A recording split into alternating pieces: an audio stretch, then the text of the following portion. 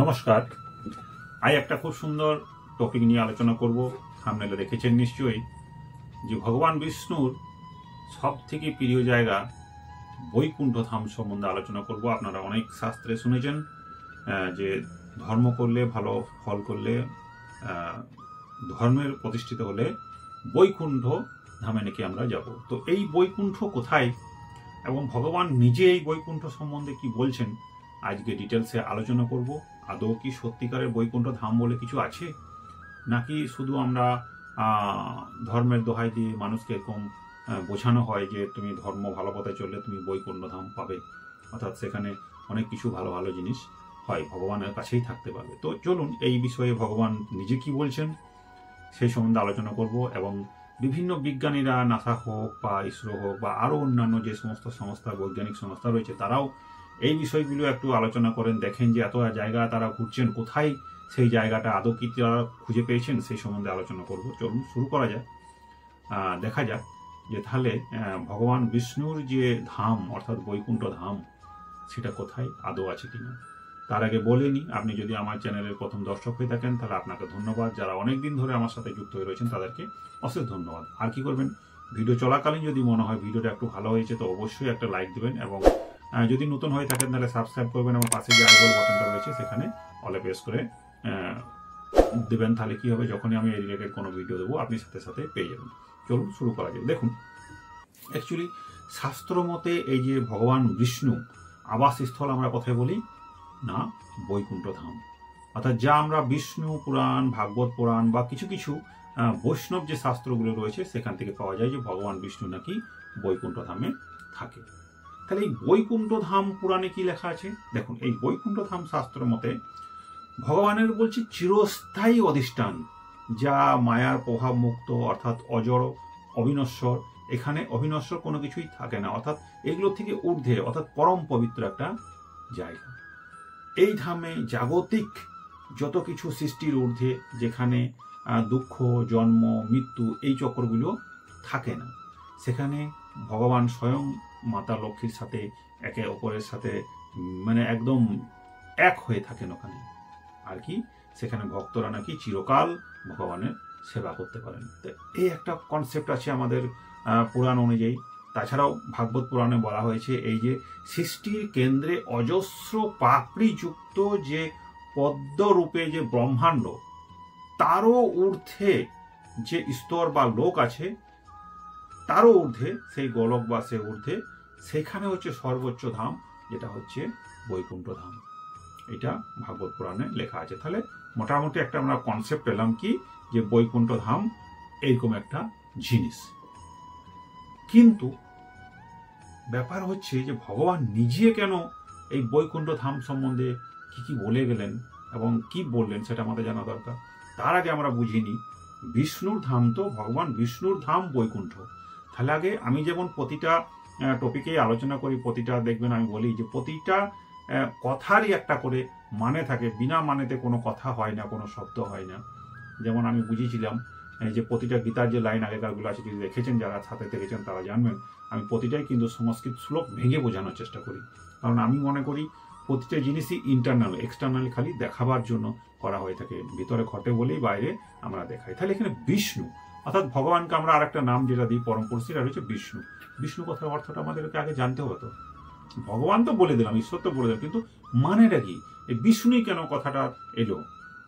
দেখুন, আমরা যেটা জানি যে সংস্কৃতি বিষ্ণু অর্থাৎ সংস্কৃত শব্দ বিষ ধাতু থেকে নিষ্পন্ন হয় এই বিষ্ণু অর্থ, অর্থাৎ প্রবেশ করা, মানে কি হলো ব্যাপনশীল, অর্থাৎ যিনি প্রতিটা সত্তার মধ্যে অনুপ্রবিষ্ট হয়ে রয়েছে, অর্থাৎ বলতে গেলে অসীম, অনন্ত, অখণ্ড, যিনি সর্বব্যাপী, সেই সত্তার জন্যই কিন্তু খণ্ড সত্তাগুলো টিকে রয়েছে। মানে যেমন বলি আপনাকে, ধরুন যেমন মাছ জল ছাড়া যেমন টিকতে পারবে না, সেরকম পরম পুরুষ অর্থাৎ পরমাত্মা ছাড়া আমরা যে জীব তারাও বেঁচে থাকতে পারবো না। তবে বলতে গেলে কি, কোথাও বিষ্ণু ভগবান তিনি কোথাও প্রকট আছেন কোনো জায়গায়, কোথাও অর্থাৎ অপ্রকট রয়েছেন। তো এমনই শাস্ত্রে লেখা রয়েছে। নারদ একদিন, এই গল্পটা সম্বন্ধে বলি, নারদ একদিন জিজ্ঞেস করলেন ভগবান তুমি তো সর্বত্র বিরাজমান, সে তো ঠিকই কথা, কিন্তু সব জায়গাটা যে তোমার খুব প্রিয় হবে তা তো নয়। তাহলে এমন তো কোনো জায়গা থাকবে যেখানে তুমি খুব প্রিয় অর্থাৎ খুব আনন্দে থাকতে পারো, বা তুমি বলতে পারো সেটা তোমার খুব প্রিয় জায়গা। ভগবান বললেন হ্যাঁ অবশ্যই আছে, না থাকা নয়, সব জায়গাটাই আমার প্রিয়, কিন্তু তাছাড়াও আমার কিছু জায়গা রয়েছে যেটা আমার খুব প্রিয়। তিনি কি বললেন? ভক্তি শাস্ত্রে আমি লিখে রেখেছি, ভক্তি শাস্ত্রে এখানে লেখা আছে, ভক্তি শাস্ত্রে সেটা হচ্ছে, বলছি নারদ বলছে নাহং তিষ্ঠামি বৈকুণ্ঠে যোগিনং হৃদয় নচ মদভক্ত যত্র গায়ন্তী তত্র তিষ্ঠামি নারদ। অর্থাৎ কথাটা ভালো করে বুঝবেন, কে বলছেন? ভগবান বিষ্ণু স্বয়ং বলছেন। কাকে বলছেন? নারদকে বলছেন। কোথায় বলছেন? না আমরা এটা পাই ভক্তি শাস্ত্রে। কি বললেন?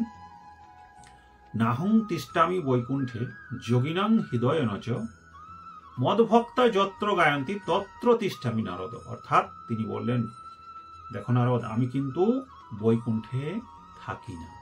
আবার কি বললেন? আমি যোগীদের হৃদয়েও থাকি না। কথাগুলো একটু গোলমিল হয়ে গেল না?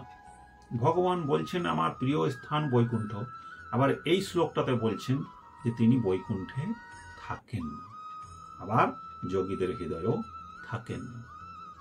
তাহলে প্রিয় জায়গাটা কোথায় হলো? দেখুন এইখানেও ভাঙুন একটু। আমরা যদি এই বৈকুণ্ঠ কথাটাকে ভাঙি, অর্থাৎ আমি লিখে রেখেছি বৈকুণ্ঠ কথা, অর্থাৎ যে অর্থে, অর্থাৎ বিগতা কুণ্ঠা যস্মিন, অর্থাৎ যে অর্থে, এই যদি অর্থটা করি সংস্কৃতে তাহলে হয় বৈকুণ্ঠ মানে যেখানে কুণ্ঠা, এখানে যে কুণ্ঠা কথাটা তার অর্থ হচ্ছে সংকোচন বা ইংরেজিতে কনস্ট্রাকশন। এই অর্থে বৈকুণ্ঠ মানে হচ্ছে ভক্তের হৃদয়। সেটাই তো তিনি বলেছেন যে আমার ভক্তরা যেখানে যত্র গায়ন্তী, অর্থাৎ আমার ভক্তরা আমার নামে যেখানে কীর্তন করেন, ভক্তি ভরে আমাকে ডাকেন, আমি সেখানে থাকি, সেটা আমার খুব প্রিয় জায়গা। সেই অর্থে কিন্তু এখানে বৈকুণ্ঠে তিনি বাস করেন। তিনি বলছেন আমি ওই বৈকুণ্ঠে যেখানে আমরা যেটা জানি, অর্থাৎ বৈকুণ্ঠ মানে কোনো গ্লোব, কোনো ভূখণ্ড, সেখানে তিনি স্বয়ং করে থাকেন, তিনি থাকেন, অর্থাৎ কোনো একটা জায়গা নাসা আজ পর্যন্ত খুঁজে বার করতে পারেন। তিনি সেখানে থাকেন না, তো সেটা কোনো বাহ্যিক জাগত তো নয়, অর্থাৎ কোনো ভূখণ্ড তো নয় পৃথিবীর মতো যে কোনো একটা জায়গায় তিনি স্বয়ং করে রয়েছেন, মায়ের সাথে যুক্ত হয়ে রয়েছেন, তেমন তো নয়। এইখানে ওই বৈকুণ্ঠ কথার অর্থ হচ্ছে ভক্তের হৃদয়, তিনি সেখানেই পার্মানেন্ট বাস করেন, সেটাই সব থেকে প্রিয় জায়গা তার, সেই বৈকুণ্ঠের কথা তিনি বলছেন। এখানে বলছেন যোগীদের হৃদয়েও আমি কিন্তু থাকি না। কেন থাকেন না বললেন? যোগীরা তো তার সব থেকে প্রিয়, কিন্তু তবু তিনি বলছেন আমি সেখানেও থাকি না। কেন? যোগীরা কি করে? নিজের যে চিত্তবৃত্ত রয়েছে, চিত্তগুলিকে মেরে দেয়, রুদ্ধ করে দেয়, অর্থাৎ বাইরে থেকে প্রবেশ করতে দেয় না। অর্থাৎ তাদের জায়গাটা একটা কঠোর হয়ে গেছে, শক্ত হৃদয় হয়ে গেছে, যেখানে ভক্ত আর ভগবানের যে মিলন জায়গা, অর্থাৎ যে প্রেম ভালোবাসা, সেখানে তাদের নেই, শুকিয়ে গেছে। ভগবান বলছে আমি ওদের ভিতরে যাবো কি করে? যেতে পারবো না। তো আমি কোথায় যেতে পারি?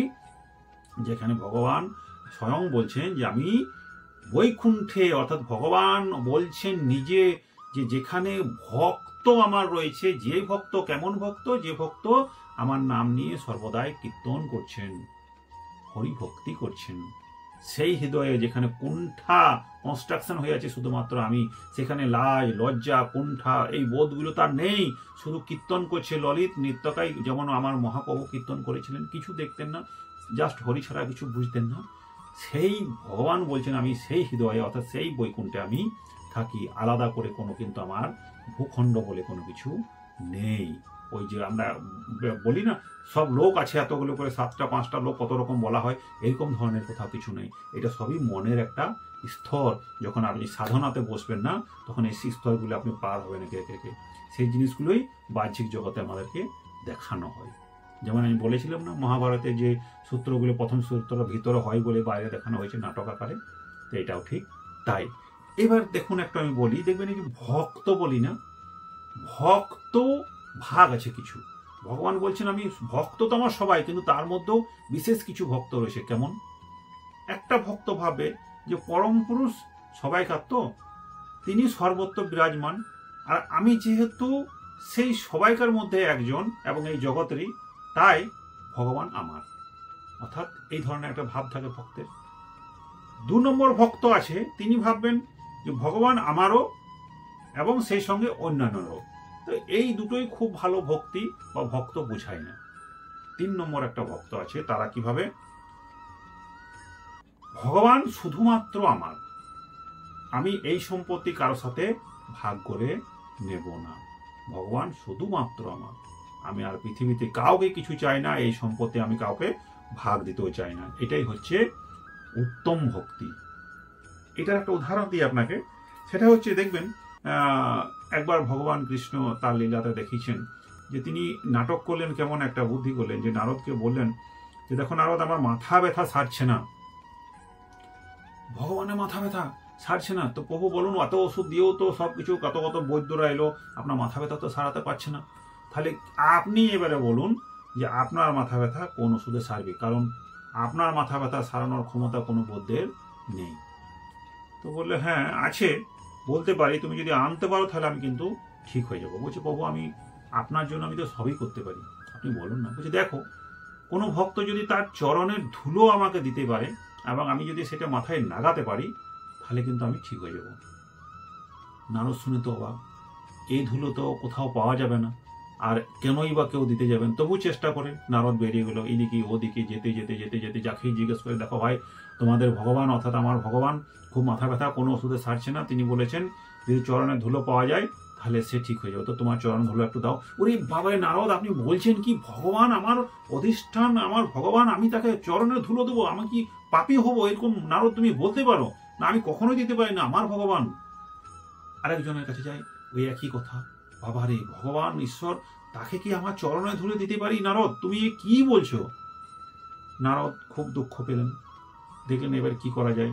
তার মনে হলো কৃষ্ণ ভগবান বলেছিলেন যদি কোথাও না পাও সর্বশেষে একবার ব্রজে চলে যাবে যেখানে গোপীরা রয়েছেন। তো গোপী, এখানে একটা কথা বলে রাখি, গোপী মানে কোনো নারী নয়, কিন্তু এটা সম্বন্ধে একটা ভিডিও বানাবো। আমরা সব কিছুতেই রাধা মানে নারী, গোপী মানে নারী, রাসলীলা মানে অনেক রকম বুঝি, তো সেগুলো কিন্তু ব্যাপক অর্থে সত্য কথা নয়, এটার অন্তর্নিহিত কিছু ভুল তত্ত্ব আছে যেটা পরবর্তী ভিডিওতে আলোচনা করব। সাথে থাকুন, শেয়ার করুন, সাবস্ক্রাইব করে রাখুন। তাহলে এখানে কি বললেন যে যদি কোথাও না পাও, কেউ না দেয়, তাহলে অবশ্যই একবার ব্রজের গোপীদের কাছে যাবে। তিনি দুঃখিত হয়ে সেখানেও গেলেন, ভাবলেন ওনারা কি আর দিবেন, ওনারা তো কৃষ্ণের সঙ্গেই ছিলেন, ওনারা তো দেবেনই না। কিন্তু তিনি সেখানে গেলেন এবং ব্রজের গোপীদিকে বললেন যে দেখো আমার ভগবান কৃষ্ণের মাথা ব্যথা পর্যন্ত কোনো ওষুধেই সারছে না, তো তোমরা কি একটু চরণ ধুলি দেবে, ভগবানের কিন্তু মাথায় ঠেকালে ঠিক হয়ে যাবে। বলছি বলো কি ভগবানের, আমার ভগবান আমার কৃষ্ণের মাথা ব্যথা, তুমি এখনো পর্যন্ত আমাকে বলছো দেবে কিনা? ইমিডিয়েট তুমি চরণ ধুলিটা নাও, নাও, আমরা সবাই মিলে দিচ্ছি, তুমি ভগবানকে গিয়ে লাগাও। এই কথা শুনে নারদ চমকে উঠলেন এবং কেমন একটা হয়ে গেলেন যে এটা কি করে সম্ভব। তাহলে ওর বলছে তোমাদের কি পাপের কোনো ভয় নেই, তুমি যে ভগবানকে তোমার চরণ ধরে দেবে? বলছে ও পাপ তাক আমার হোক, পাপ আমি একটু ভগবানের জন্য সহ্য করে নেবো, কোনো অসুবিধা নেই, কিন্তু আমার ভগবানকে ভালো থাকতে হবে। এই হচ্ছে ভক্তি, অর্থাৎ ভগবান আর ভক্তের ভিতরে ভক্তি ছাড়া আর অন্য কিছু থাকবে না। তারা কিচ্ছুটি দেখে না, শুধুমাত্র ভগবান দেখেন, অর্থাৎ শুধুমাত্র ভগবান আমার, আর কারো নেই, কারো ভাগ হতে পারে না। এই যে ভক্তি, এই যে ভক্তি, এই যে ভক্তের একটা যে সমাগম যাকে বলা হয় হরি পরিমণ্ডল, অর্থাৎ সে হরি ছাড়া ওখানে আর অন্য কাউ কিছু বুঝে না, জাত নেই, প্রেত নেই, ভাগ নেই, কোনো কিছু ছোট উঁচু নিচু নেই, শুধুমাত্র ভক্তি থাকে। এবং ভগবান সেই বৈকুণ্ঠ ধাম, অর্থাৎ ভক্তের যে হৃদয়, সুন্দরতম একটা হৃদয়, সেই হৃদয়ে তিনি বাস করেন। সেই জন্যই ভগবান বলেছিলেন যে তার সবথেকে প্রিয় স্থল হচ্ছে কোথায়? বৈকুণ্ঠ। আজ বুঝতে পারলাম তো যে বৈকুণ্ঠ ধামটা কোথায়, কোনো মাটির কোনো ভূখণ্ড নয়, কিন্তু আপনার সুন্দরতম, মানে একদম কি বলবো, নির্মল যে আপনার হৃদয়, সেখানেই ভক্তের অধিষ্ঠান, ভগবানের অধিষ্ঠান, আপনি ওখানেই ভগবানকে পাবেন। আজকে